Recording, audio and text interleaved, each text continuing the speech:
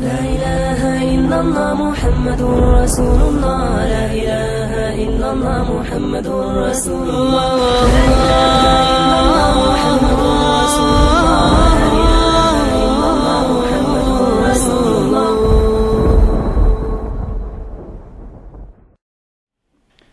بسم الله الرحمن الرحيم الحمد لله رب العالمين الصلاة والسلام على نبي كريم محمد وآله الطيبين وصحبه الصالحين. I greet you all with the Islamic greetings of peace. Assalamu alaikum wa rahmatullahi wa barakatuh. Well, I'd like to thank the MSA of the University of Alberta for inviting me, and NYMink for inviting me for my, I think, the third year running. We haven't got tired of me yet. I'm glad to be back in Canada, what I call the polite part of North America. And also, I'm glad to be reconnected with Tim Hortons, which we don't have in London. And I've been annoying all my hosts with regular demands for French vanilla. I don't know why it's just not in London. I can't. That's a travesty. Now, the topic is Muhammad sallallahu alaihi wasallam, kryptonite for corruption. And I appreciate the the superhero and supervillain theme and overtones of the idea of kryptonite. I mean, after all, I come from the country which is responsible for most Hollywood supervillains. We always have an English accent. Why is that? But the issue of kryptonite, I mean, it evokes obviously a reference from the Superman, fiction tales of a substance that is Superman's weakness. So he's helpless against it. So this is his kryptonite. My kryptonite is obviously Tim Hortons. But Superman has these superpowers. And what makes his story interesting, I suppose what makes the story of all superheroes and all supervillains interesting to people who follow those, is not really so much just because they have superpowers, but also their origins and how people become superheroes and supervillains, what drives them, what motivates them, why they made the choices that they make. And I'd like to posit, of course, that superheroes, obviously, and supervillains, you see in the fiction books, obviously they don't exist. So I'm sorry, no, Batman doesn't exist either. So in this kind of fiction genre, obviously people look up to these as role models, even though these models don't exist. But what if there is a real kind of superhero which does have superpowers, but not of the magical or fantastical kind, but one of a kind that can be, I would argue, just as effective.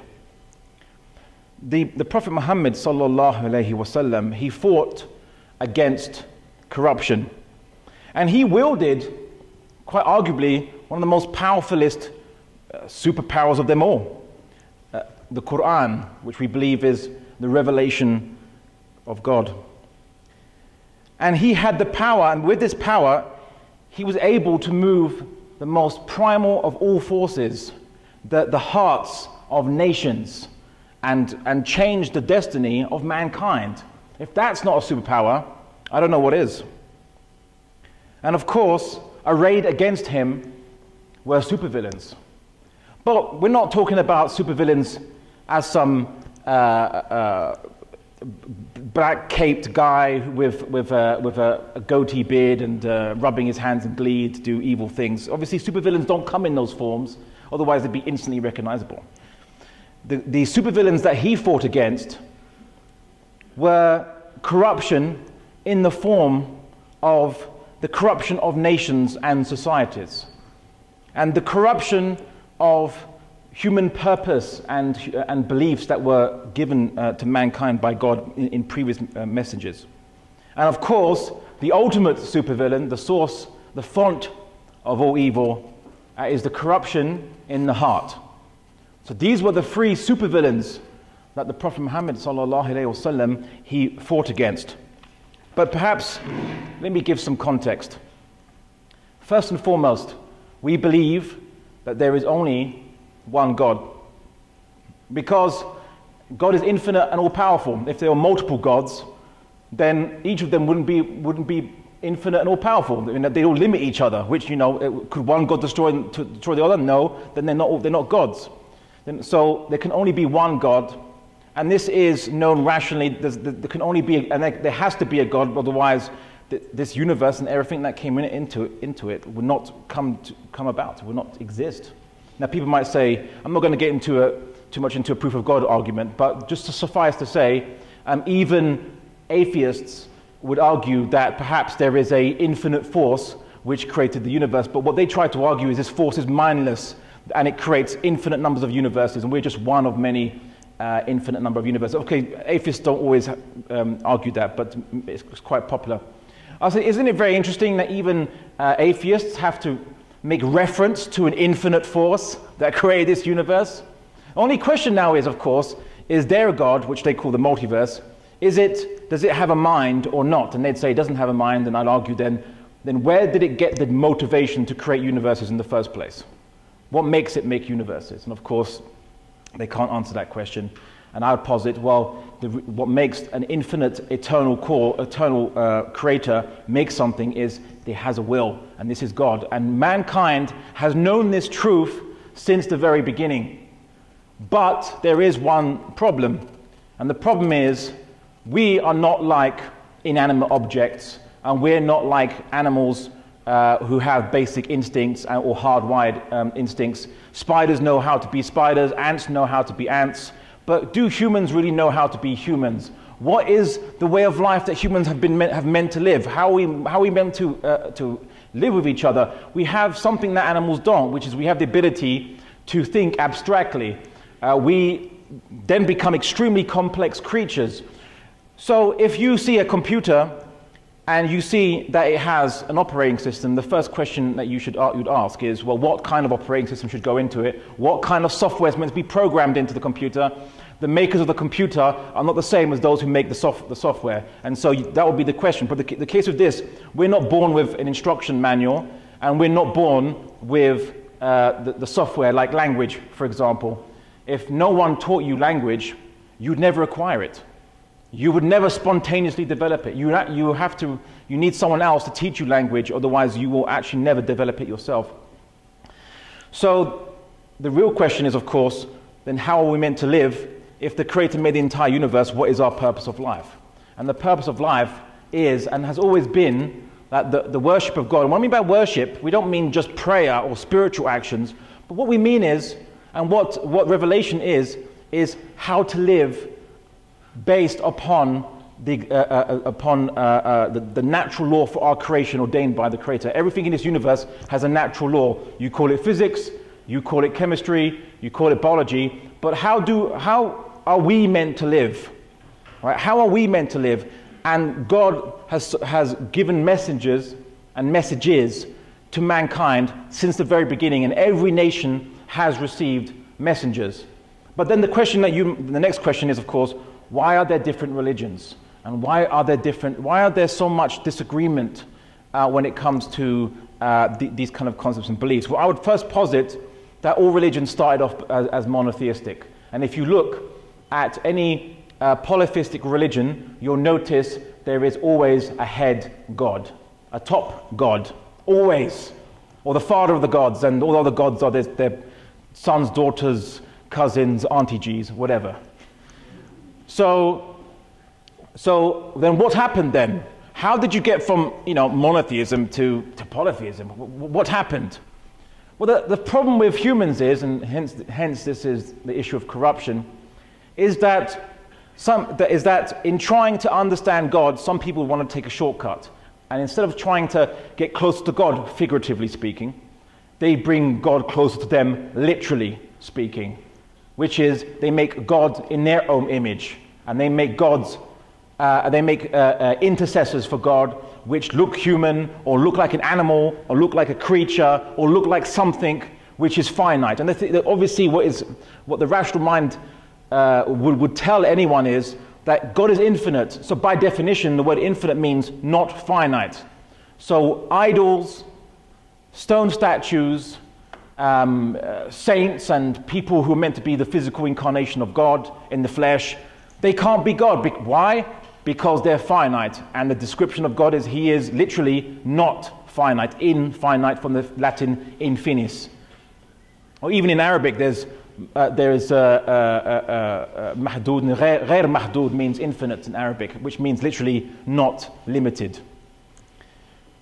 So the problem with humans is we corrupt the beliefs because over time we like to take shortcuts and we like to make we like to make things in our own image, and really it comes from pride and it comes from us glorifying ourselves, and we don't realize just how small a speck we are in this universe. We don't realize just how precarious our position is in this universe. And we think that we can control everything, and we think we are masters of our own destiny. But that actually is, history has borne testimony that that is the biggest fallacy of them all.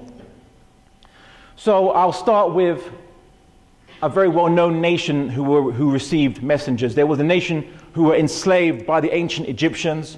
A messenger, a prophet was sent to them to release them from their bondage and guide them and make them an example to the world of the worship of the one God, and make them example of the peace, prosperity and justice that God's law brings when it is enacted by those who were made for it, which is our human nature. And this was the tribes of Israel, or the ancient kingdoms of Israel. But unfortunately, due to corruption, due to and you can get this from the Tanakh, or the Old Testament as it's called by the Christians. You can read that, and what you'll read just in that book. We leave the Quran aside. Just read what you read in this book. You see that they many times the tribes of Israel resorted back to idolatry, worshipping idols, being unjust, making excuses for the rich to oppress the poor, and many very bad things. They failed to live up to the mission and the covenant that they were given by God. And this you can read in the Old Testament itself, or in the Tanakh for examples. And they were destroyed by two enemies. One was King Nebuchadnezzar of Babylon. And then when the Babylonians invaded and they were exiled, they came back. And in 131 AD, Emperor Adrian expelled them from Judea. And they, as a civilization who was initially based on revelation, they became dispersed. And many people at that time would probably predict that the religion, which we now call Judaism, would become obsolete. It would disappear. And so they had failed in their mission, and their civilization at that time withered away. But they received a last prophet, a final prophet to them, which was, we know as Jesus, or in Arabic we know as Isa alayhi salam. He was the last Jewish prophet. And he came with a message of trying to reform the Jews and bring them back to the law of Moses. And we see in the New Testament his arguments against the Pharisees, who were a leading religious caste in the areas in the kingdom of Judea. They were under Roman occupation at the time as well. And he tried to reconnect them with the spirit of the law. They were following God's law very superficially. They were corrupt. The leaders were corrupt. And Jesus, what you see from his, if you were to read the New Testament, obviously the veracity is a different discussion. But what we do see is a very common theme is he tries to bring them back and call them back to the law of Moses. And he gets some followers, but unfortunately, he fails. He's mostly rejected by the kingdom of Judea, people in the kingdom of Judea, and the tribes of Israel generally, and basically both the Christians and us believe that he was then lifted up to God. Although we disagree as to whether he was crucified or not, but that's a different discussion. But his final reprieve, we also believe he's the Messiah. He was his final and ultimate last offer to the people, the first people of Revelation in the Middle East, at least amongst the Jews. Sorry, the people who receive Revelation, or rather the most recent ones in human history that we know of. He gave them a final chance to reconnect with their mission, their covenant, and according to Christian theology as well as Islamic theology, they rejected him, and they failed to reignite their covenant. So, but the teachings of Jesus persisted. His ideas became very popular with some sections of the Jewish community, and they became the first Christians. They didn't call themselves Christians. At the time, they were probably viewed as Jews who were following Jesus as their teacher. But something else happened. Where there was hope now that maybe Jesus would reintroduce, would revive what we'd call Judaism now, and reconnect it both spiritually and by practice to its origins, a certain individual called Saul of Tarsus, who we now know as Saint Paul, he went to Rome and he preached, targeting the teachings of Jesus to Romans and Greeks. But he never met Jesus. He's not a companion of Jesus. He came many years later, and he even admits himself that no one taught him his beliefs or his doctrines he came up with. And there's some debate as to, amongst even academics, Christian academics, whether he actually radically changed the teachings of Jesus. He turned the teachings of Jesus, or the religion of Jesus, from one which is the religion of Jesus to a religion about Jesus. Somewhat so, if someone sent you a letter and they focused on the envelope and not the message inside, the envelope became more important than the content. Jesus never taught, even in the New Testament, you never see him teaching when people asked him, "Good teacher, what must I do to inherit eternal life, or life in the next world?" And he says, "Why do you call me good? There is none good but God." So then the person says, "Okay, teacher, what must I do to inherit the eternal life?" And Jesus said, "Well, you know the commandments, follow them." So follow the commandments. He didn't say, "Believe in my death and resurrection, and you'll be saved for your sin." Never that was his argument. His argument was what would be a good Jewish argument, which would be follow the laws, the commandments, and give your wealth to the poor. This was his teachings. But what happened was that a cult about Jesus arose, and people started to worship Jesus as a semi-divine being. And then it slowly progressed into Jesus becoming called literally the Son of God, and literally God in the flesh. And the focus became him and not what he actually preached, his message. And in 325 AD, the Council of Nicaea, where the bishops of Christianity were gathered around, and they had a vote, and they elected Jesus for God. And, okay, not elected him, in that they wouldn't call it that, but they had a vote as to whether Jesus was God or not, and the majority voted that he was God. And so it became established doctrine. Emperor Theodosius, by this time the Roman Empire had adopted Christianity as official religion. Emperor Theodosius I, in his Edict of Thessalonica, made it obligatory on all Christians to adopt the belief that Jesus is God, on pain of death in many instances. And of course, in the Second Council of Nicaea, 381 AD, the Trinity of the concept of the Trinity is finalized, where they included the Holy Spirit as the third person in a Trinity of the Father, the Son, and the Holy Spirit, three parts of apparently one God, but with three parts, or three persons, and so on. They describe it in many different ways.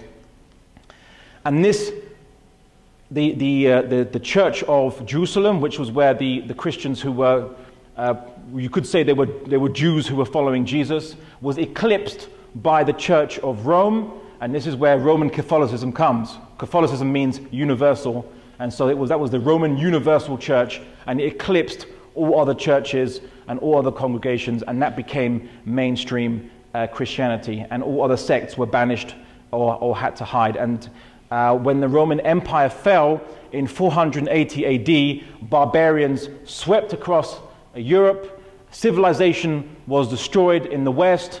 In the East, the Eastern Roman Empire, which we call the Byzantines, they preserved some semblance of civilization, but they turned very tyrannical.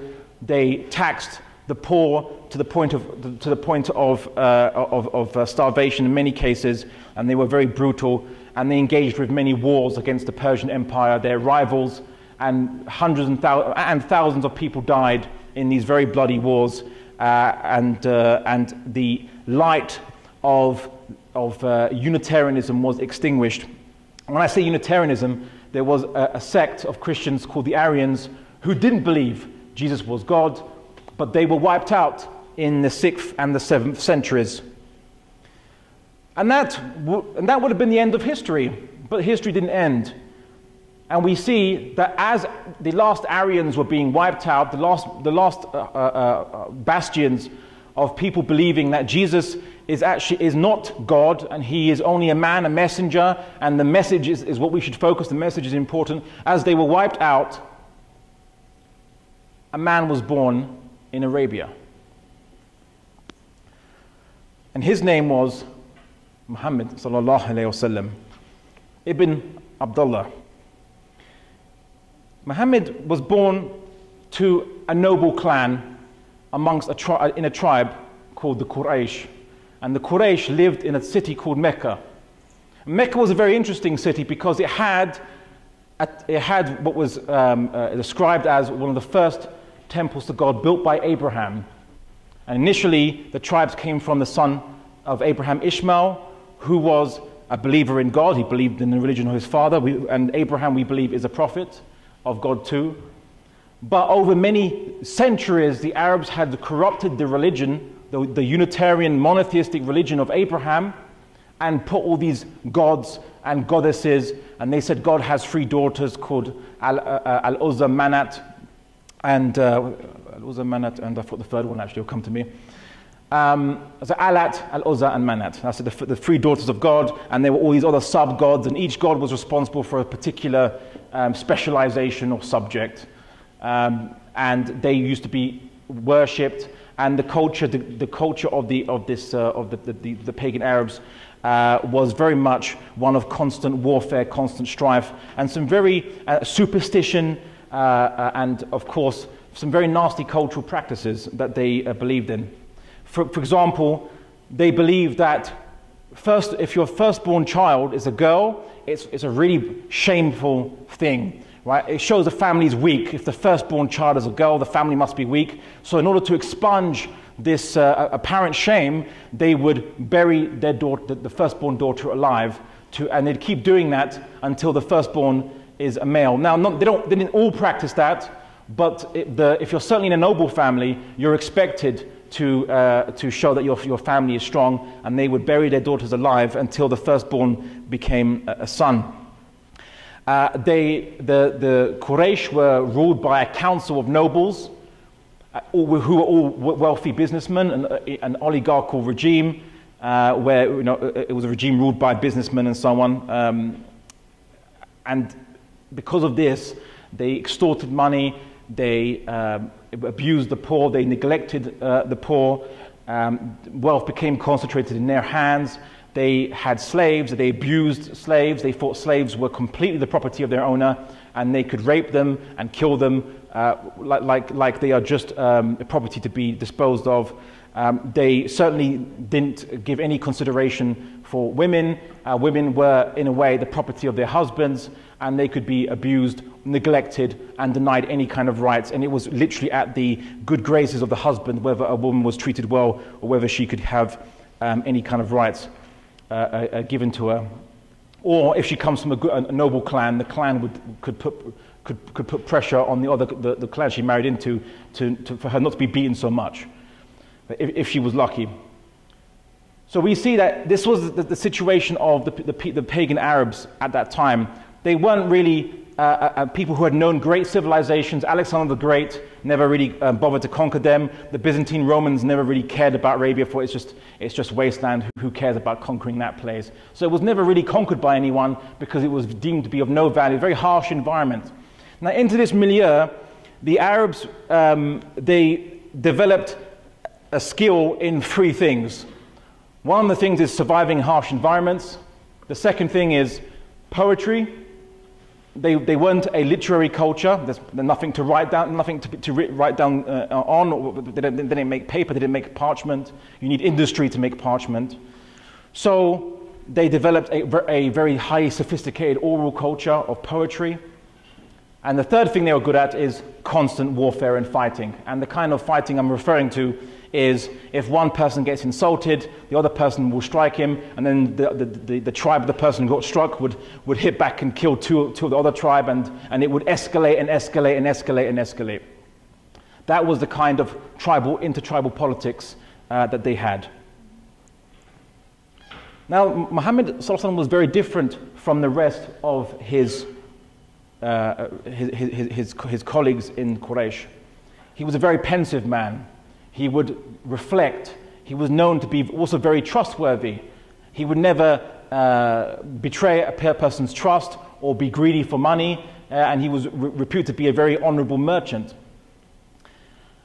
And he used to go to a nearby mountain, the mountain Hira, into a cave, and he used to reflect for many days, just meditating and reflecting upon life, upon its meaning and its purpose.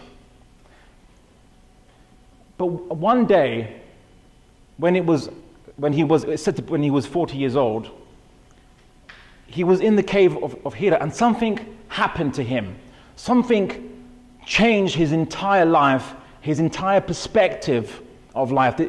He wasn't not a literate man. He wasn't a studied man. He was a merchant, but many of the Arabs were merchants. And a merchant, you might think, someone that needs to know mathematics or to write down records. But the merchants back then, it was very much a very barter culture, and it wasn't they weren't generally educated. And so he used to, and when he was younger, he was a shepherd. So he wasn't a man of sophisticated education. There were no universities in that time. There were no colleges or schools, certainly not. So he certainly had no knowledge of the Byzantine Roman civilization, its sophisticated history and its theology of the Christians. He didn't know any of these things. The Jews kept their religion spoken in only Hebrew, so only if you knew Hebrew were you able to penetrate the mysteries of the Jewish religion. There were Jewish tribes in the region as well. So basically, Arabs didn't know much about the world. It's pretty much their context.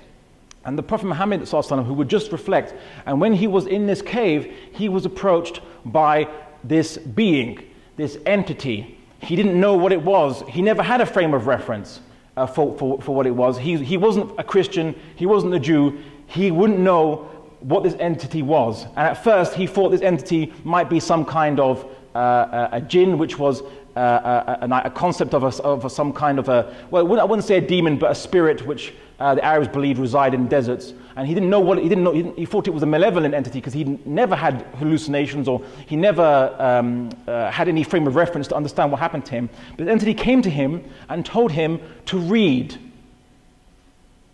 And he said, I'm not able to read. I can't read. And again, the entity repeated, again, read. And again, the Prophet said, I can't read. And again, the entity repeated a third time, read. And again, he said, I can't read. And then the entity revealed to him the first verse of the Quran. Read in the name of your Lord who created man from an alaq, which is a blastocyte, which is a part of human embryonic development. It's a blastocyte. Read in the name of your Lord. Read for your Lord who is most bountiful, who teaches man by the pen, teaches man which he knew not. Muhammad was amazed by this communication. In the name of your Lord who created man. This can't be a jinn. It can't be some spirit, or this has to be something else, a messenger from the one who did create mankind from an alaq. And that was when the Prophet Muhammad, he came to his wife. He was in shock. He didn't know what happened to him. He was worried. He thought he might be having delusions or a vision or possessed. He was worried about this. But when his wife heard him describe his situation and describe the command that he was given, he said, "You are a righteous man. You are a trustworthy man. God would never punish you like this by giving you a falsehood sent to you in his name." Basically, he wouldn't do this. And the verse of the Quran and the Prophet Muhammad, who didn't have no frame of reference for what is an angel and what is and for the revelation and what it means, and Jewish beliefs and Christian beliefs, he had no frame of reference for this. But he then realized with this revelation that he had been chosen to be the messenger of God. But unlike superheroes who have, amazing powers, super strength, laser beams from the eyes and X-ray vision, the Prophet Muhammad ﷺ, he was just a man. He wasn't God incarnate. He wasn't a demigod. He was just a man, and he was just a messenger. And the Quran says, Muhammad is no more than a messenger, and indeed many messengers have passed away before him. He's not the first messenger of God, but he is the last. And he was given a mission. And his mission was, as the Quran says, and God says in the Quran, "And we have sent you, O Muhammad, not but as a mercy for mankind and all that exists." He was not sent to be a trial to mankind. He was not sent to be a hardship for mankind. He was sent to be a mercy helping the weak, helping the oppressed, and correcting the wrongs, the corruptions which occurred in beliefs, and the oppression which occurred to force these corruptions and to put people in power who are tyrants and oppressors.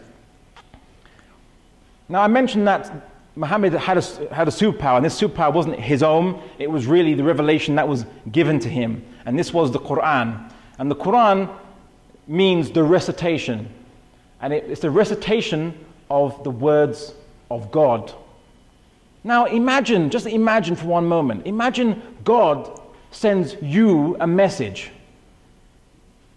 Just really reflect upon this. God sends you a message and tells you that this message is for all mankind, and you must pass it to them. You must tell mankind, you must show them where they have gone wrong and give them the means to save themselves from the predicament that they are in. And this was what the Quran, its message was that there is only one God. Its message was vindicating Jesus. It was that Jesus is just a man. He was the son of Mary, and he was just a prophet and a messenger. It said to the Christians, do not go too extreme in your beliefs. It came to correct. But the fascinating thing about the Quran was, some people said, oh, maybe the Prophet Muhammad, he borrowed ideas from the Bible, and he tried to claim it as his own and just repackage it in an Arabic language. That's very interesting, because the Quran, if that's the case, if the Quran is borrowing from the Bible, why doesn't it borrow the mistakes in the Bible? And why doesn't it borrow the most obvious things you think would be borrowed? Back then, no Christian would say, there was no sect of Christian that you could find that said Jesus wasn't crucified. All Christians said he was crucified. So what rationale would it be for anyone to say, well, actually, he wasn't crucified, and it was only made to appear so? And only recently they found some very old texts from the 2nd century where they found Christian sects that had basically died out. They found their books had been buried in Egypt, and they found discussions where they said that Jesus actually never was crucified on the cross, and someone was made to appear in his stead. 2nd century. Of course, they're rejected by mainstream Christianity. Why? Because it just disagrees with their doctrine. By the Quran, that women and men are, in the eyes of God, equal. In the eyes of God, men and women are equal, and we have reciprocal duties to each other. And so the Prophet Muhammad ﷺ corrected the causes of poverty. You see, the thing is, poverty isn't caused by necessarily evil bankers. Poverty is caused by evil systems. The system itself, or even might be well-intentioned, but still cause corruption, still cause concentration of wealth. So the Prophet Muhammad ﷺ established the first rights for human beings to do with what they need to live and their wealth. And the Prophet Muhammad said, the son of Adam, which is us, has no better right than that he would have a house wherein he may live, a piece of clothing whereby he may hide his nakedness, and a piece of bread and some water. In another verse he says, 3 things are not prevented from the people: the water, the pastures, and fire, which is basically energy or heat. He established his basic rights. He established a wealth redistribution tax, which we call the zakat, which would be where the rich people would pay, and it would go for the poor, the needy. It would go to free slaves from bondage. It would go to pay people who are heavily in debt, to bail out the people, not bail out the banks, as they do when the West faces economic crises. And they bail out the banks so that banks can have the money to lend you money and put you in debt. And that's your tax money. Basically, you're paying tax to the bank so the bank can lend you money and you pay interest on that to the bank. Oh great. We see the Prophet Muhammad he revealed to us from the Quran, which said, where God is saying, I do not waste the deed of any doer among you, any male or female. The one of you is as the other. So the Quran establishes that in God's eyes, the deed of men and the deed of women, they are the same. And we have one of his companions, Umar radiallahu anhum, who said, regarding what he remembered from his pagan past and what he remembered after Islam came, he said, we did not have much regard for women while we were at Mecca, but they were better treated in Medina. Allah's Messenger established women's rights through his sayings and commandments, which improved their position and status. We also see, just to give you one example, and there are many, and there is not enough time to mention all of them, but just to give you one example, a person asked the Prophet Muhammad, what do you command us with regards to basically how we treat our wives? And the Prophet said, give them food from what you have for yourself, clothe them, by which you clothe yourself, the same quality of clothes, and do not beat them, and do not insult them. And for the Arabs, this was a complete sea change. They didn't believe that a man should be controlled or told what to do with regards to how he should treat his wife. They didn't believe that. This was a complete sea change for them. And we see that the Prophet Muhammad ﷺ, when it comes to judgments, when it comes to justice, he said he actually instituted mercy. Murderers could be forgiven if the victim's family chose to forgive them or chose to punish. And he encouraged forgiveness. He encouraged people to make reconciliation before going to a judge. Solve your problems and your reward will be with God. Forgive each other. And he instituted justice. Like in Islam, if someone commits theft because they're poor, they can't be punished. Even in the West today, in modern civilization as they call it, if you're a thief and you say you do it because you're poor, they'll still punish you. Maybe the judge won't give you a harsh sentence, but they'll still punish you. But in Islam, the Prophet Muhammad said, do not punish, but basically his commands were that you can't basically punish the poor. They are alleviated from being punished. And if people tried to confess, they came to him to confess their crimes and say, punish me for a sin I did in private, the Prophet Muhammad just didn't want to hear it. He would turn away. He didn't come to punish. He came as a mercy to mankind. And while there were laws to protect the weak from the strong and to be an encouragement for those people who have corruption in their hearts and need a bit of fear from the law to prop them up in the right way, those who are Muslim, he actually encouraged mercy, and he didn't like to punish and would try to find any way to actually excuse people from being punished. Because the point of if the point of the law is to deter, that's the point. That's its purpose. Its primary function is deterrence, not to be executed. And he forgave people, or rather, he didn't want people to confess to him, and he would basically turn away from them. So we see that the Prophet Muhammad ﷺ, he created a new society in Medina, and this was how he was fighting the corruption of nations and societies, because the biggest corrupting force is society. You could be a good person, But because of a bad society, you feel, well, I know I shouldn't do this, but I have to, otherwise how am I going to compete with other people? Or, how am I going to get ahead in life? Or how am I going to provide for my family? I have to do what is necessary. And so Prophet Muhammad removed that source of corruption. And from Medina, he spread and he conquered Mecca. He conquered Mecca, and when he conquered Mecca, you know what he did? Did he massacre and kill all those people who had tortured Muslims and killed Muslims and persecuted him, and they used to throw rubbish at him and all these things? What did he do? He forgave them. He forgave them, and he didn't take retribution. And to the Arabs are used to a very retributional culture. Revenge. Someone hurts you. If someone, hits you on the cheek, you hit them twice on the other cheek. That was their way of life. And the Prophet Muhammad ﷺ showed them that there is another way. You can forgive.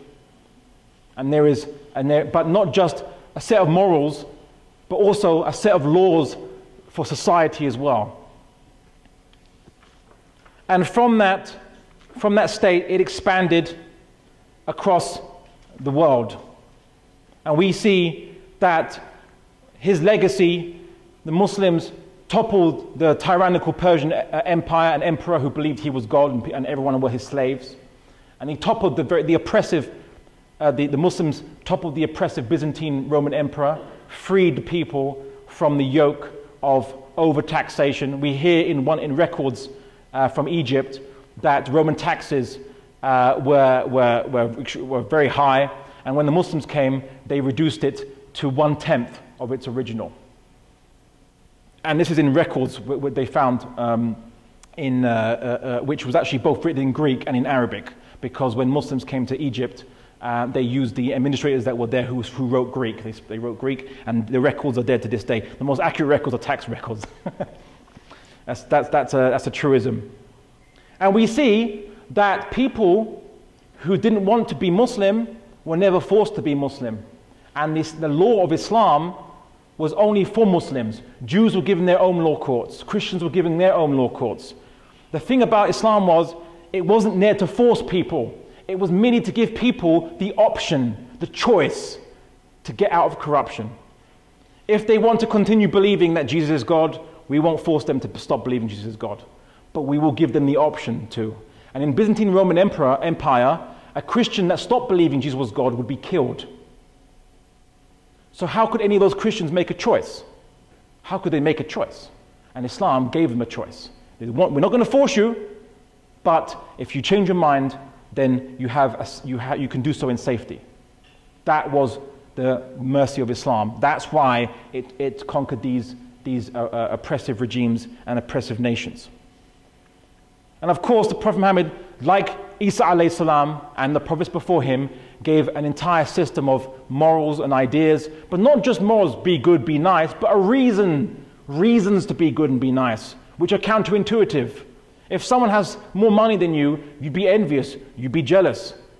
But when the Prophet Muhammad informed us that in the next life, those who are rich, they will be given more questions and they will be more accounted more than those who don't have that money. And so much so that many of them will probably wish they were poor and didn't have that money in the first place. Because when God gives something to someone, he expects more from them. I know this is a superhero theme, and please forgive the cliche. With great power comes... yeah, you know the rest. And so, in the hereafter, in their judgment, equality will be preserved. If you're given more will be expected. If you're given less will be expected. This is equality. There is a fundamental preservation of equality. And so no need to be envious, no need to be jealous. And the Quran says, cooperate with each other in the good. And the Quran says that God has put people in different degrees to each other so that they are tested with what they are given. So an entire moral system, but not just be good, but a reason to be good. And this was the last bastion of corruption, which was corruption in the human heart. Humans aren't corrupt because they wake up in the morning going, I'm going to be evil today, I'm going to do nasty things, with a cape and a goatee. No. People are evil because they say it's necessary. They justify it to themselves. Has anyone seen that series, Breaking Bad? Heard of it? Okay. The synopsis of the story is pretty simple. An ordinary person, slowly, through small degrees of doing things which he believes is necessary, becomes a mafia don, in a way, or a gangster. It's a chemistry teacher, and he ends up being a drug manufacturer of amphetamines. So methamphetamine, sorry. And it was very interesting because it shows how an ordinary person can be corrupted in the right circumstances when they purely have materialistic calculations, where they're just looking at it from a material point of view. And that's the problem. People do evil because they think it's necessary. And the Prophet Muhammad ﷺ not only attacked evil in the corruption of the purpose of life and the beliefs of revelation that were given down to man originally, and he corrected it. And not only did he attack corruption of nations and societies and cultures which force people to do bad things and force people to have really horrible traditions and cultures which oppressed women and the poor and slaves, but also he attacked corruption at its source. And superheroes don't do that in the fiction. They just beat up bad guys. They don't deal with the source of bad guys. And the Prophet Muhammad gave evil and corruption nowhere to hide. And so truly, it could be said that if anyone is a superhero, it would be the Prophet Muhammad ﷺ, with the powers to transform the fate of nations, even human civilization itself. Just contact with Islamic civilization created the Renaissance in Western Europe since the fall of the Roman Empire, and revived it from its fallen state. And that was just merely contact with the Islamic civilization through Spain and through Italy. And the Prophet Muhammad ﷺ brought humanity back from the precipice of backwardness, reminding them of their purpose and giving mankind the weapons to save themselves from the true sources of villainy and corruption, leaving corruption nowhere place to hide, whether upon the earth or in the hearts and minds of those slaves. He was truly kryptonite for corruption. Thank you.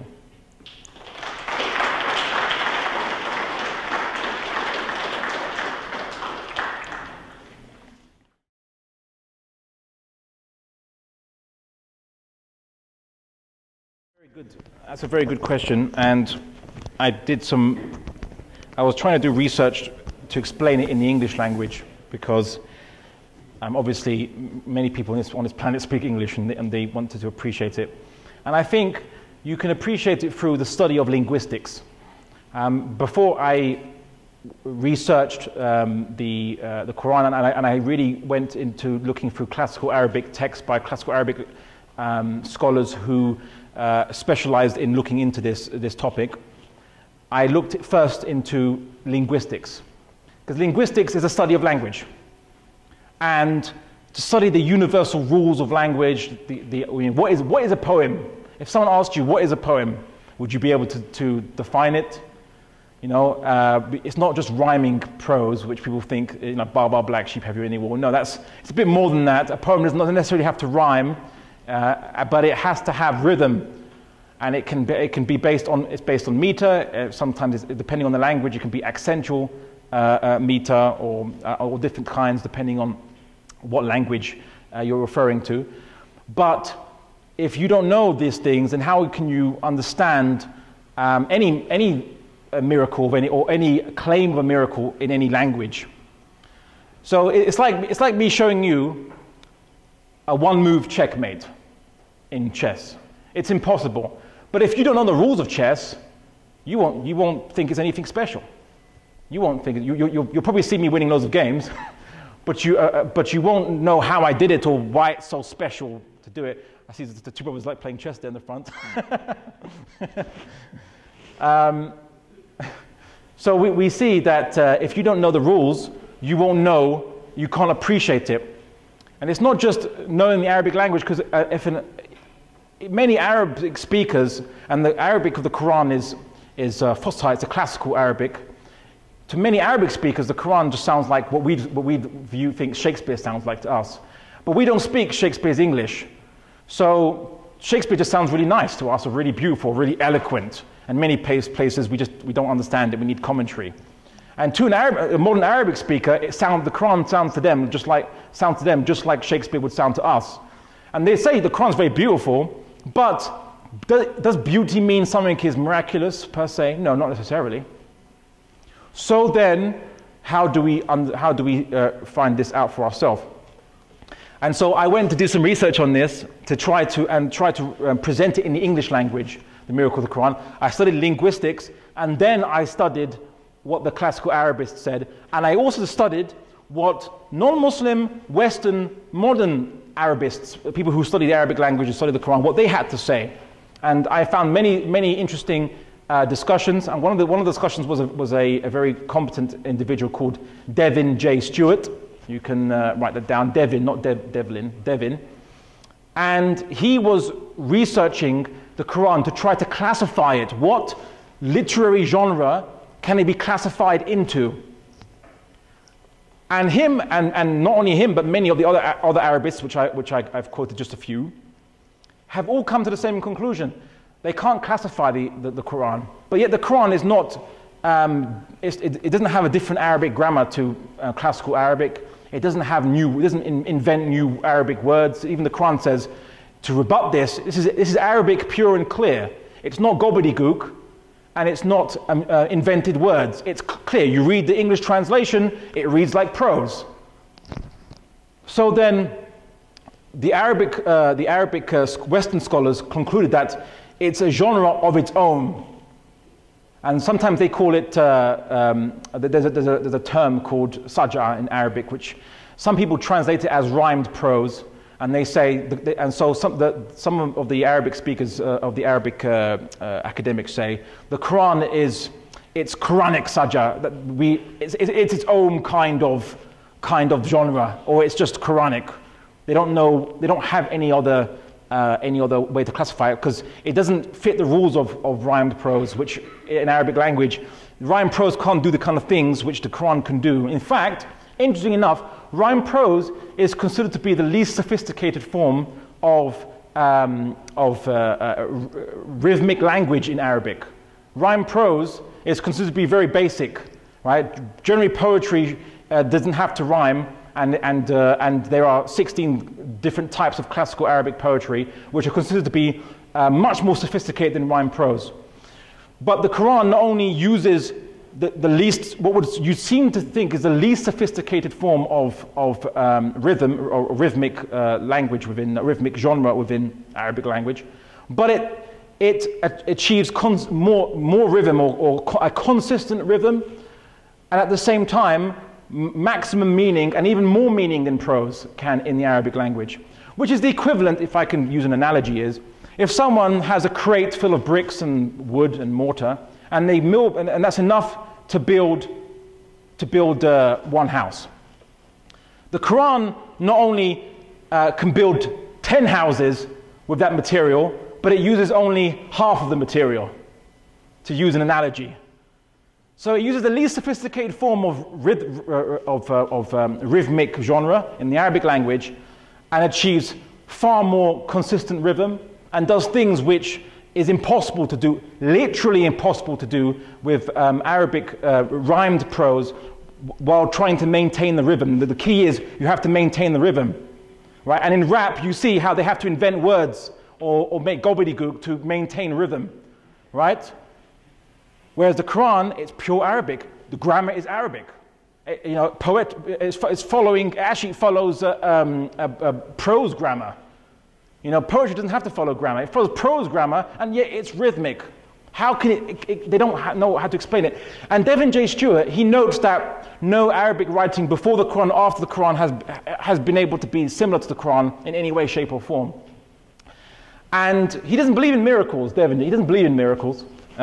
He starts out not believing in miracles, and he doesn't accept the Quran's a miracle because he doesn't believe in the concept of miracles. Because for him, if you can see it, then it must be natural, must be possible. Whatever you can see must be possible. It's the equivalent of a doctor studying Jesus' healing techniques and seeing Jesus heal a leper with one touch instantly, or healing the blind man instantly with one touch, and go, oh, it's a new medical treatment technique. Okay, I'll write that down. It must be possible because, look, it can be done. That's the equivalent of Devin J. Stewart's understanding of the Quran. He thinks, well, it must be able to be done because the Quran exists, so it must be possible. you know, but it's very strange that there's no other text like it in all his studies of Arabic literature for 1,400 years and before. And that's how, now the thing is this, you have to, for yourself to appreciate, I would recommend you study linguistics, and then you study what a lot of Western academics, Arabists, say about the Quran, and also study classical texts. But I try to kind of, and I've only just scratched the surface, I try to demonstrate using English language. And one of the things I do, for example, is what I do is I show you an equivalent English language. For example, imagine a poem, I don't have the notes with me here, but imagine a poem where every line only has maybe 2 or 3 words, 2 or 3 words, 2 or 3 words, every stanza or whatever, every couplet.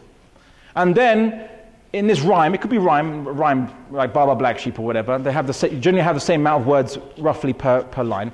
You put 2, 3 words, 2, 3 words, 2, 3 words, and suddenly you put 54 words. And then you put 2, 3 words, 2, 3 words, 2, 3 words. Wouldn't that sound completely disjointed? Wouldn't that sound like it's just a cacophony of no rhythm at all? It's just this big lump in the middle of these couplets. It wouldn't make any sense. It would destroy the rhyme completely. But the Quran does that. And what I do, and to show, I get a qari to recite it and tell the audience to see if they can detect whether there's any disjointing in what they can hear.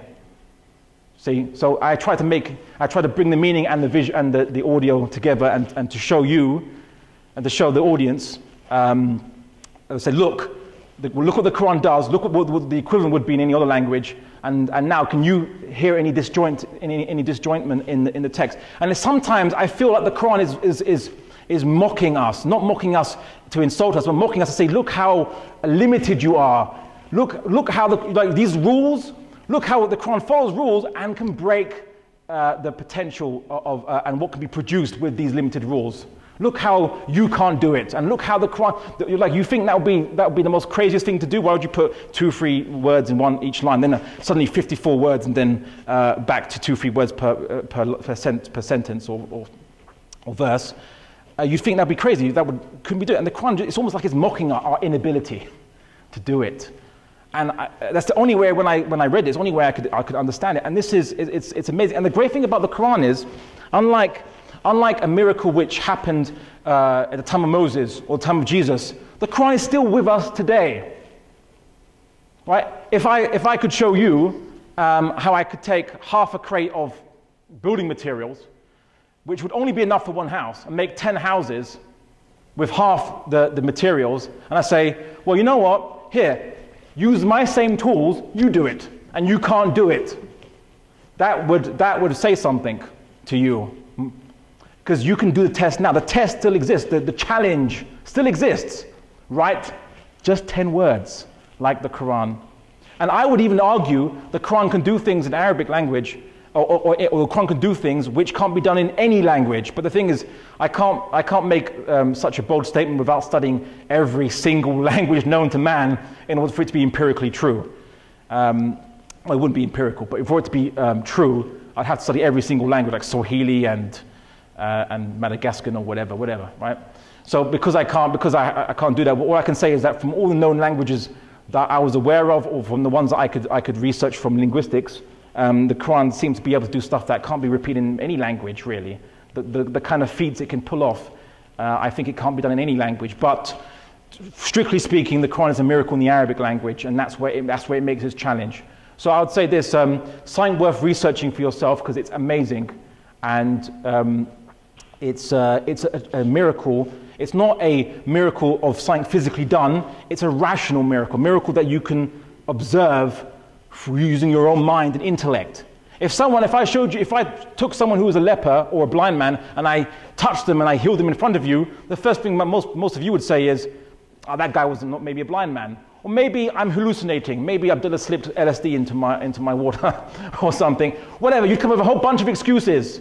But you can't find an excuse for a rational miracle that you can detect with your mind and intellect when you can see it. There's no excuse for that. You can't say, well, unless, of course, you want to use the pagan argument, which was, it's magic of words. But of course, that is just intellectual defeat.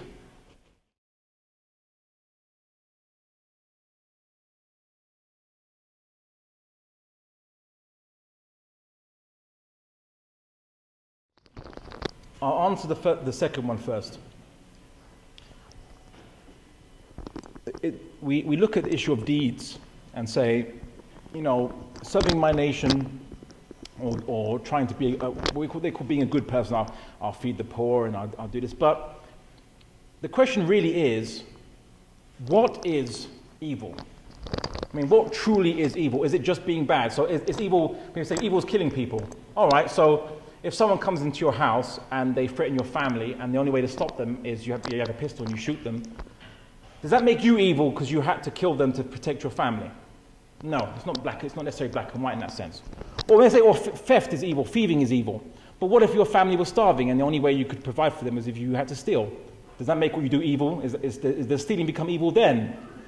Morality isn't so black and white depending on, you know, on the context or the situation.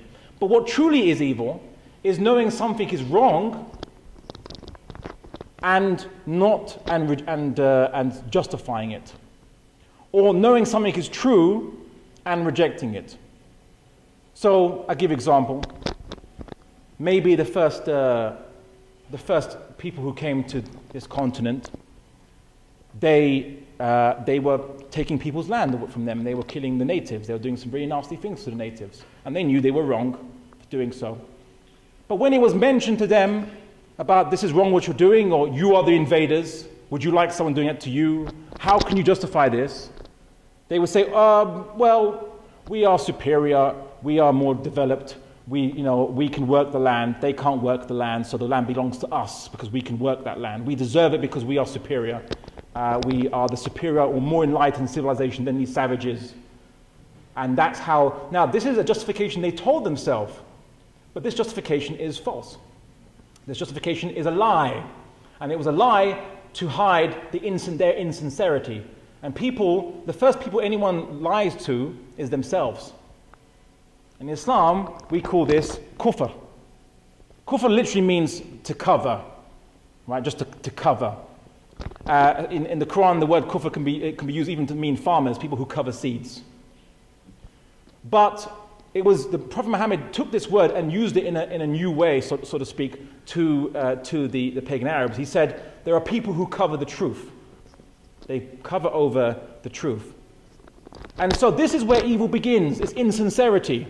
Because maybe if a person, let's say a person discovers, if a person thinks that, let's say, you're trying to kill their family, and they kill you in their ignorance, or they think that they see you in their house. So they see you in the house, and they kill you thinking that you're a burglar, or they were told that someone with a machete is in their house, and they run in, and their children are there, and their wife is there, and they're worried, and they come in, and they think they don't have enough time to think about it or ask questions, and they can just kill you, but you were just checking the gas or something. Yes, someone died and it was very bad, but you wouldn't say, the person would say, look, I didn't know, if I knew it was a gas man, I wouldn't do it. I actually thought it was someone who was going to kill my family. And so you'd say, well, this person's sincere. You know, he's sincere, he's not an evil person. It was a mistake, ignorance, it was a mistake. People aren't condemned for mistakes. You are condemned if you knew it was a mistake and you did it anyway. So the real crime is insincerity. That is kufr. Now, if you're an atheist, now I'm getting to the point. If you're an atheist, and you're an atheist because quite genuinely you are confused, or because we live in this environment where you're told different messages, and so on, and then it's between you and God whether if you were sincere or not. People will say in Islam, there's many narrations by the Prophet Muhammad who talks about on the Day of Judgment, people will say, if I knew what the revelation was, I would have followed it. If only I had known. And God judged them based on the conscience that they have, whether they acted on good conscience or bad conscience, to what they knew was right or wrong. And He'll judge them on what they knew. But if you know that something is true, if you believe that God exists, and you say, I don't like this idea, or you don't even bother to accept it, or to even research it, or to ask, what if, maybe, let me just consider it and just see, look at its merits. If you don't do that because you think, oh, but if God exists, I'm going to have to give up so much stuff I like to do, or I'm going to feel guilty about stuff, or I have to control my life, or I don't want to do that. If that makes you reject God's existence, then that is evil. Because that's what evil is. It's being insincere. That's where evil comes from. And likewise, if a Muslim says, yes, I'm a Muslim, but really they only say that because everyone out they're born into a Muslim family and they just want to get ahead in their community, or they say, I'm Muslim, I'm a righteous guy, but really they're corrupt and they just use it as a label to swindle people out of stuff, and they're basically, if they act insincere, then these people are not saved in the day of judgment just because they say they're Muslim, right? Because they're not sincere, and we have a word for this in Arabic called nifaq, which means it's translated sometimes as hypocrisy, basically, being hypocrisy. So really, then the source of good or good is really just sincerity, and the source of evil is insincerity. And if you let's say reject the existence of God because of insincere reasons, then this is something that God will account. And so you can try to be good, but then the question really is, well, if you can reject one truth because it's not convenient, then are you just not doing good deeds because you think they're convenient as well? Is what moves you convenience? Then that's not sincerity. Some people are very good. They help people, they help poor people because maybe they were raised that way. Maybe they get pleasure out of it, just to make people happy, to impress other people, right? But other people who do this, who want, just in wanting to impress people or make people like you, doesn't necessarily mean you're a good person, because sycophants want people to like them too. A sycophant behavior. You want people to like them too. Or celebrities, being a celebrity, you want people to like you as well. Celebrities want people to like them. They make them good people. So is what determines your morality convenience? Or just because you were born that way, or not born that way rather, but your parents raised you to do this something, and it's a tradition or a part of your culture. Well, it's part of my culture now, so I'll do it. And I get pleasure from it. Doesn't mean that you are a good person. It just means that you just happen to be raised with a certain set of inclinations or character. That means that you get pleasure out of doing something which superficially looks good. But pleasure is the only arbiter for is the only criteria. That is your criteria. Whereas there are people who they do stuff out of sincerity. They go, oh man, I don't want to wake up in the morning and pray, or oh man, I don't want to help this homeless guy. I have to touch him. Oh, they look disgusting. I don't want to touch that person. So you know what? No, I'm being insincere. I'm being prideful. This person on their judgment might be better than me. I should not judge this person just because they are homeless. Maybe there's a reason for it. I will go and help them, even though it's outside my comfort zone. This would be sincerity. You see? So it's not so black and white. So I will say this. It matters to you about sincerity. That is really what God looks at, is your sincerity. And just because you say, well, okay, then I can be sincere and I won't bother to research it, but I'll just tell God I'm a sincere person. No, because if you don't believe in God or you think you discount the choice, so that you just count that as a possibility because you didn't want to research it, that also counts as rejecting the idea as well. I spent 4 years of my life, from when I was 10 years old, I spent 4 years of my life researching every particular religion or belief system, idea or concept I could find. And there was no internet back then. Well, it wasn't popular back then. I didn't have a computer. I went to those old-fashioned things called libraries. And I read all kinds of sects and beliefs, from New Age ideas and Moonies and Rastafarians and you name it. Every cult of Christianity I could find, I read. I tried to look, because I thought I don't want to be held accountable for my ignorance. Right? Willfully keeping yourself ignorant is just like rejecting the truth. So anyway, that would be my answer. So I'll say this to you. My question really, I'll put a question back to whoever asked that point, is the question is not really whether you will be a good person because you followed what your nation are doing and what your family raised you to do. The real question you should ask yourself, and only you can ask yourself this question, is, are you being sincere to whatever the truth is? And are you willing to accept that truth no matter where it leads you, even to something that's not palatable to you or outside the culture you came from? That is the question you should ask yourself. The first question that was asked, which was... Would Prophet Muhammad's teachings be specific to his time? People think that... Okay, I'll be very brief on that question. Humans don't change. Archaeologists found a 3,000-year-old Egyptian joke book, which was satirizing the pharaoh. And if anyone knows Egyptians, nothing's really changed in 3,000 years. As the Old Testament says, there's nothing new under the sun. Our ancestors, they had families, they reproduced, they ate, they entertained each other. They didn't have TV, maybe they had stories, they had story time, they had their own sports, they had their own kind of clothes, they had their own kind of treatments. We now have more advanced medical treatments, but they had treatments nonetheless. Right? Nothing has changed except technology.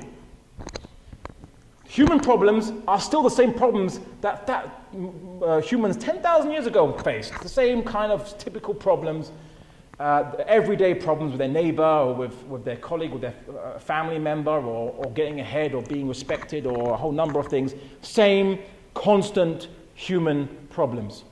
And I think maybe the question also would probably relate to law systems, like, a law system which is 1,400 years old, how can we apply it today? Law systems aren't linked to technology.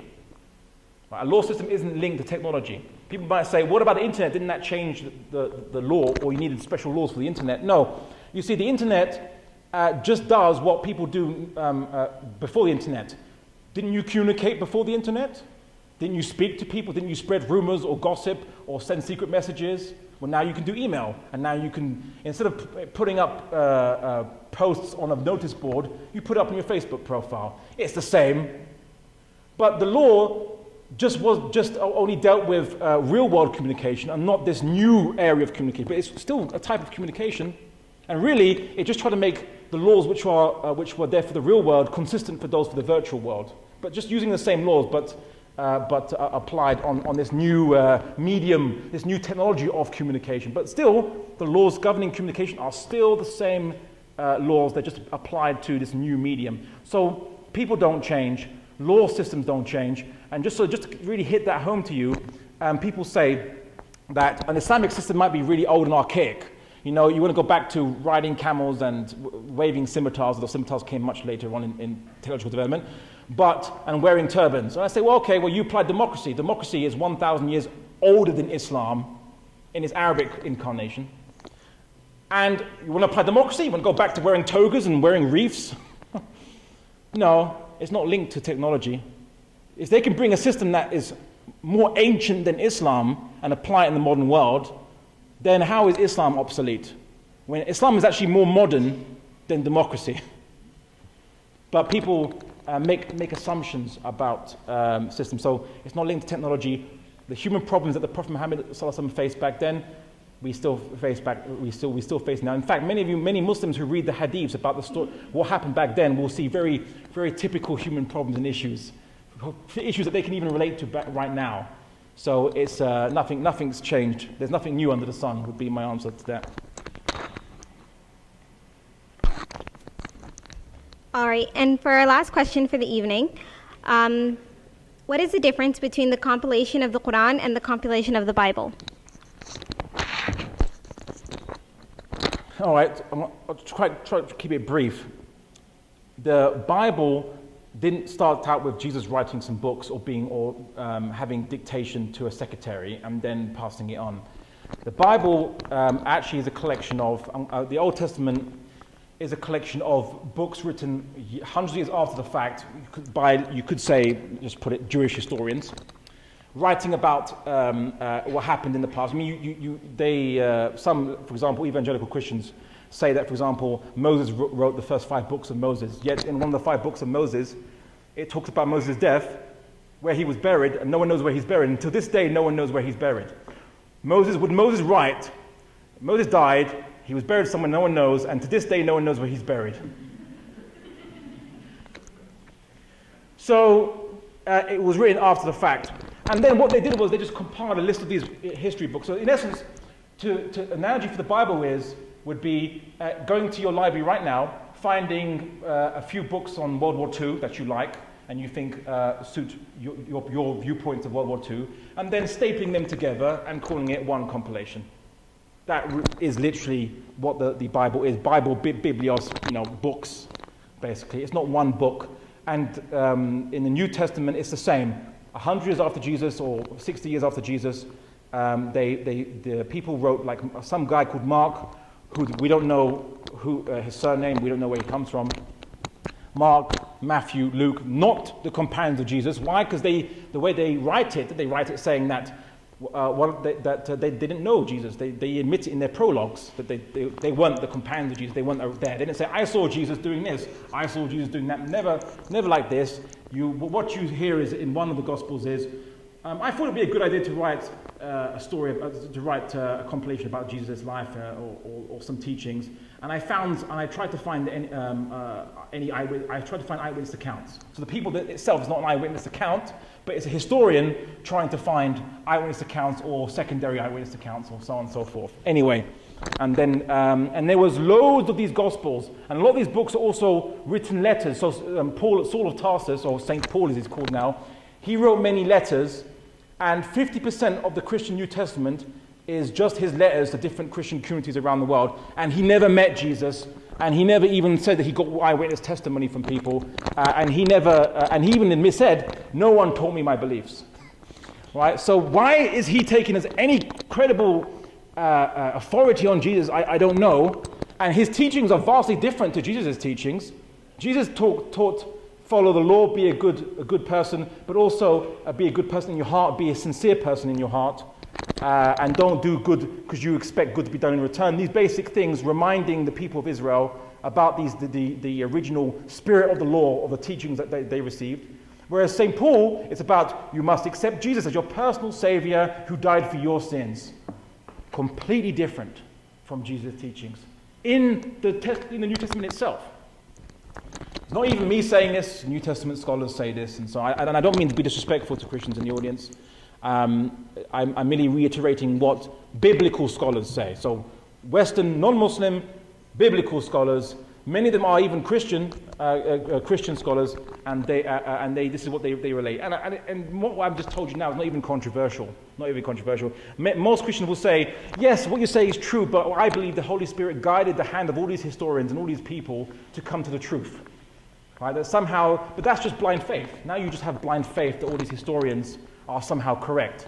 But all those Gospels in the Bible are not the only Gospels. There were loads of Gospels that never made it into the Bible. They weren't selected. They belonged to different sects, and they were ignored. And some of these Gospels are meant to be, the Gospels are meant to be self-contained books. They weren't meant to be like, see the next book after this. It was meant to be self-contained. And many of these books don't mention things about, they don't mention Jesus' resurrection. They don't mention that he came back from the dead or any of this stuff. Some books just stop abruptly. And some books, they miss out a lot of stuff. And so, end of the day, that was the compilation of the Bible. Obviously, there was church councils. The church was a centralizing force, thanks to the Roman Empire. And they selected and compiled the books and then made it a canon, as in they said that now all Christians must accept this particular book. But that wasn't accepted by every Christian. The Ethiopian church has a different number of books, has Gospels that are not in other texts. Eastern Orthodox Church has different texts. Protestant New Testament has different books, and the Roman Catholic one, they have different books. So they're not even united on that. In Islam, with the Quran though, and from the Quran, the Rasulullah it was an oral culture, yes, but there was mass memorization by his companions. He set up a state based upon the laws of the Quran. People had to know, if you wanted to know the law of the state, you had to know the Quran. If you wanted to be a Muslim, you had to know the Quran, and people memorized it, the entire Quran. And we have people today, we have thousands upon thousands upon thousands of Muslims today memorizing the Quran, the entire book, and they can say it from memory. Something about the Quran, you can memorize an entire book word for word. That's quite amazing if you come to think about it. To be able to memorize an entire book, and when you read it, it's prose. When you read the translation, it's prose. It reads like prose. How could that be? Yet, at the time of Prophet Muhammad, all his companions memorized the Quran, thousands of them, and they all, throughout generation, they passed it, but they didn't have to wait long. The Prophet's companions himself wrote down onto paper and compiled the first Quran and canonized it, there were no different versions. And I would say my challenge is, find me in the Bible, in Christian history, I could find you many different versions of the Bible or different gospel variations. There are no variations of the Quran, and there are no different Qurans or different chapters of the Quran that weren't included in the Quran. There was no dispute amongst early Muslims because it was a collective effort. Collectively, there's going to be no disputes. They were the people who knew the Prophet Muhammad, who compiled it themselves from memory. Hundreds of them all agreeing with each other.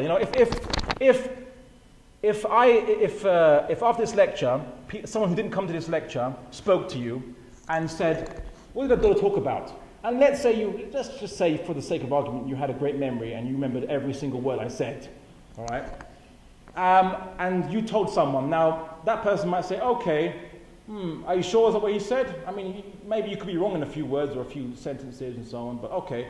But then if that same person met another person who came to this event, and another person who said exactly the same thing, and another person who said exactly the same thing, and another person who said exactly the same thing, and all word for word, they all matched each other with no discrepancies until they came to 200 people, or let's say how many people are here, and everyone reiterating the same thing, then I think it's pretty certain, which version was correct. There's only one version.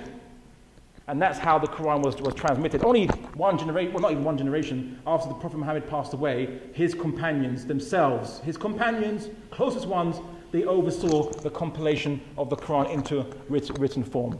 And really, the person who was commissioned to do it could do it from his own memory, but what they tried to do is, they tried to actually find the most agreeable way to write down, represent Arabic language in text, because it wasn't a literary culture. So although Arabs could write, there was writing, but there wasn't any one agreed school of writing. There wasn't the Oxford Dictionary of whatever Arabic at the time. They didn't have one dictionary. Different tribes wrote words or different ways. So they standardized the Arabic language into an agreed form of writing, and then they wrote the Quran in written form in that agreed form of writing. So the Quran actually helped standardize the Arabic language in order to get an agreed written form. So that would be the difference.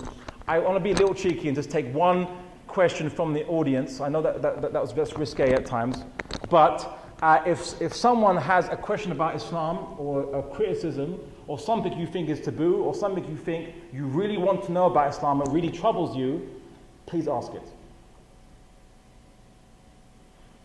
Or something you have trouble answering when someone asks you a question. What question do you, any question or comment you have, or any criticism? I'm only here for one day. I'll come back on Saturday, am I? Okay, but not here. Have I cowed you into silence? You used to think, oh, 10 seconds, going, no. Any comment or criticism? You just think, we just want to go. Don't prolong this.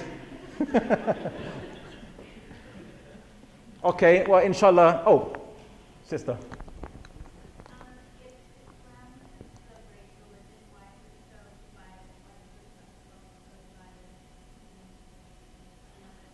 Okay, she asked a very good question. Sister asks, if Islam is the right religion, why is it so divided? And very simply, the actual theological difference between the different Muslim sects is actually rather minuscule, very small. Muslims all agree, we all pray exactly the same way. Catholics and Protestants couldn't make the same boast, but Muslims, whichever sect they are, whichever sect that originated from Islam, we all pray exactly the same way. In terms of, we do 5 times a day prayer. It involves the same amount of prostrations, the same amount of bowings. It starts out the same way with the takbir, and it ends with the taslim. It's a part of the prayer. So we have these very basic skeleton, which we all agree on. There's no difference of opinion. All Muslims believe in the same Quran. We don't have different Quran versions. All Muslims believe in one God. All Muslims believe that Prophet Muhammad ﷺ is only a human being and not God incarnate in the flesh, or that God has 3 persons inside himself, yet somehow has only one will, but then has 3 wills at the same time. We don't have any of these problems. We don't have any of this. So really, the cause of dissension is actually the biggest problem is just humans. Humans bicker, we fight, and we fight over things which are actually mostly speculative. If you actually were to hear the kind of arguments that go on between Muslims, they're actually rather obscure and really silly, actually, to be honest. I'm sorry, guys or girls. It's actually quite silly, the arguments, right? Just give you one taster, and this is how really obscure and silly the argument is. There's a debate between two sects. I'm not going to name them, because I don't want to start encouraging the fight to begin, the debate to begin. A fight between two sects, which say that, the Quran uses language such as, the hand of God, or from the face of God. Now, it's language which is in Arabic idiom, its expression, the hand of God, its expression. But there were two sects that differed as to whether God literally has a hand and a face, and whether God is just a metaphorical use of this term. And you might think, well, isn't it pretty big? Is it pretty heavy to say God literally has a hand and a face? Because aren't you saying that God is infinite? He doesn't have any finite shape. But the group that says that God literally has a hand and a face says that we affirm he has a hand and a face, but we don't affirm any particular meaning to that term. So we don't say what it looks like. We don't say it's an object. We don't say it's a shape. We just say he has a hand and a face, but we don't know what that means. We take it literally, but we don't know what that means. Another group says, well, we take it metaphorically. But the second group, which says that we don't know what it means, they also accept the meaning behind the verse used. So, for example, when one verse refers to the people giving the Pledge of Allegiance to Prophet Muhammad under a tree, and it said that the people put their hands on each other, and God's hand was upon them, which was meaning that God was happy with people giving their allegiance to the Prophet Muhammad sallallahu alaihi wasallam. Everyone agrees that the intent of that verse is to show that God is happy with people giving their allegiance to the Prophet Muhammad to follow him as their leader. Everyone agrees with that meaning. But people say, but we literally believe God has a hand, but we don't know what it means. And people say, well, we don't believe he literally has a hand, it's just metaphorical. They're actually saying exactly the same thing. And that's what it is. And yet they will debate and argue over something so small and insignificant. Right? And of course, there are other substantive differences, like between the Sunni and Shia difference, where they say, the difference really is, the Shia believe that the Prophet's family, ﷺ, should be the rulers after him, and the Sunnis believe that any righteous person can be a ruler after the Prophet Muhammad ﷺ. But both Sunnis and Shias agree in the institution of the rule of the rule of Islam, which is the Caliphate. So the Caliphate system is the rule of Islam after the Prophet Muhammad. Caliphate means a successor, or the successor to the Prophet Muhammad as the ruler, as a political ruler of the Muslims ruling with Islamic law. Both Sunnis and Shias accept the obligation and the form of Caliphate, but they differ only as to the qualification of who can be the ruler. Either is it the family of the Prophet, or is it any pious Muslim? And yet, the Shia who say they love the Prophet Muhammad, they love his family, and the Sunnis love the Prophet Muhammad, and we love his family too. So really, it's a debate on something which, and it's 1,400 years ago that this debate started. And really, it started off so obscure, but over hundreds of years now, it just developed and developed and developed into, and different creedal theologies was added, and so many things was added to it. But really, it started out with something really so small as who is qualified to be the caliph. But everyone agreed in the caliphate. And here's the thing, and here's the real crazy thing about it is that one of the caliphs, which was a member of the family of the Prophet, Imam Hassan, who was a caliph for 6 months. And in the interest of Muslim unity, he stepped down from his caliphate and he gave it to Muawiyah, who the Shias disagree with. They have a disagreement with this guy called Muawiyah. Hassan, who the Shias say should have been the rightful caliph, for the sake of Muslim unity, he was ready to abdicate from his position to preserve Muslim unity and stop a civil war from happening. If only the Muslims had the same wisdom as Imam Hassan. It's lacking today, unfortunately. Why? Because we're human and we are subject to corruption. And the constant battle between good and evil is played out every day with Islam constantly fighting against the corruption, and it's up to us. We are the ones on the front lines in between this battle of good and evil, and and I would say that the fight for corruption happens today. And as Muslims, we should learn from the example of the Prophet Muhammad sallallahu alaihi wasallam. We should learn from the message of Islam and defeat the corruption in our own hearts. You know, just because you're Muslim doesn't make you righteous or doesn't make you superior to other people if you don't combine it with good acts and with fighting the corruption in our hearts. You don't have a free pass to heaven, guys. Yeah, you have to earn it, and to earn it you have to be sincere, and that is the eternal challenge of all human beings created by Allah subhanahu wa ta'ala.